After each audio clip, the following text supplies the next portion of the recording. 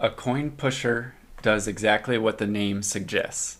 It is an arcade game that pushes coins. Put in tokens or coins and try to stockpile them as much as you can in order to push them off the edge to win tickets, prizes, more coins, or in more recent years, collectible cards. You have probably seen them as they are still quite popular machines at local arcades. While there are many new coin pushers these days, with fancy lights and new objectives, the classic arcade coin pushers are what started it all. The fundamental, addictive gameplay has not changed. Let's dive into the history of coin pushers. I'll also talk about the strategies to win coin pushers a little later. I'll also touch on gambling issues for these arcade machines and if they are legal where you live. The history of the coin pusher begins around 1963.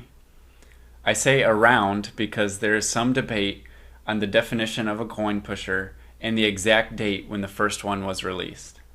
A European company called Crompton's is credited with making the first coin pusher. Crompton's started making coin-operated amusement products in 1947. The company released a machine called Wheel a Win in 1962. This game had a sweeping arm that pushed coins into holes that were spread around the surface of the inside of the cabinet. This seems to be the first coin pusher, as it pushes coins that the player inserts, but a later arcade machine would more closely resemble coin pushers as they operate today. This machine was called Penny Falls. It was released in 1964. Penny Falls is a simple concept that most subsequent coin pushers would copy. Coins were inserted and dropped on a surface with more coins. These coins would be pushed forward and eventually dropped off an edge where the player could collect them. After Wheel a Win and Penny Falls, Crompton's dove headfirst into this new coin pusher idea. They would go on to release many more coin pushers that all operated very similarly but with different themes. The hexagonal variant became the most popular because it didn't take up as much space on the arcade floor. Coin pushers became a major success in arcades around the world. These old-school classic coin pushers can still be found in arcades in the UK today. Japan also very quickly jumped on the coin pusher fad, and these games are still a staple in arcades there. Coin pushers are in almost every arcade around the world. I think that is because of how addictive and simple the gameplay is. When the Crompton's company made the first coin pusher, they did not patent it. Crompton's did not think it was going to last more than a year or two. The coin pusher craze definitely persisted, and today we can see copies of the coin pusher concept from that first one that was made in the 1960s. But what are modern coin pushers like today? A large majority of modern arcade coin pushers have cards that you need to collect. These cards are periodically dropped onto the coin stacks. The goal is the same. You try to add more coins in order to push coins, tokens, and ultimately the cards off the edge to collect them. The coin pusher cards can be redeemed at the arcade for a massive amount of tickets if a full set is collected. The trick with these coin pusher card sets is the same psychological trick that McDonald's Monopoly had when that was a thing. There's one card that you need to collect that is far rarer than the rest of the cards. So you'll usually collect tons of duplicates of all the common cards and only see the rare card once in a long while of playing. This tricks our minds into thinking that we are so close to completing the card set, so we keep putting in more coins and money to try and win that last elusive card. I think the card collection coin pushers are so popular today in arcades for this reason.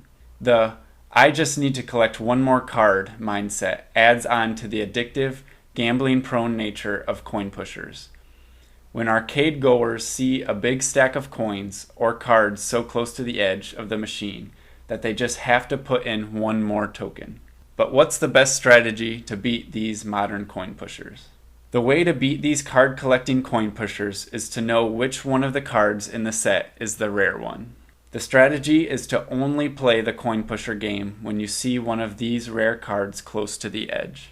After collecting the rare card, it becomes pretty easy to complete the set without spending too much more money. I am reluctant to share arcade game-breaking information or arcade hacks But because of how coin pushers are meant to prey on those that are prone to gambling, I don't feel as bad. Just do not abuse this information. Arcade games are meant to have fun in the end anyway.